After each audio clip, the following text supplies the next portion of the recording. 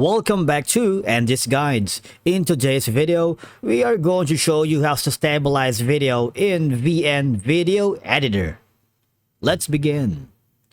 Now, a stabilized video in the VN Video Editor looks more polished and professional, reducing the distracting effects of a shaky footage and providing a smoother viewing experience.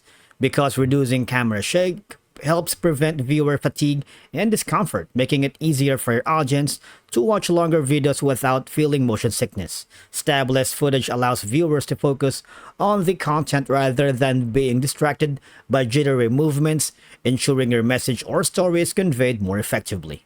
Now, I am going to create a new project with a real video on it to see if we can stabilize video here in the VN Editor app. Now, as you can see, when you hover to the bottom part here in the VN Editor, there's no option to stabilize. Basically, there's no stabilize option here in the video editor. Even if you check on the settings, even here, there's no option, right? Even in the left side panel, all you have to do is just these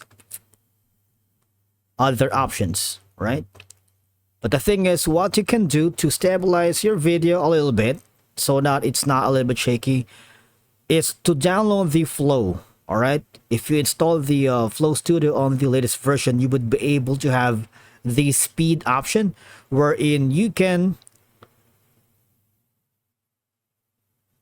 basically you would have an access to the curves on the speeds, and that means you can reduce the intensity and the velocity of the specific video, and sometimes it creates a more stabilized video than the shaky footage that you have. All right, thank you so much for watching. We will see you in the next one.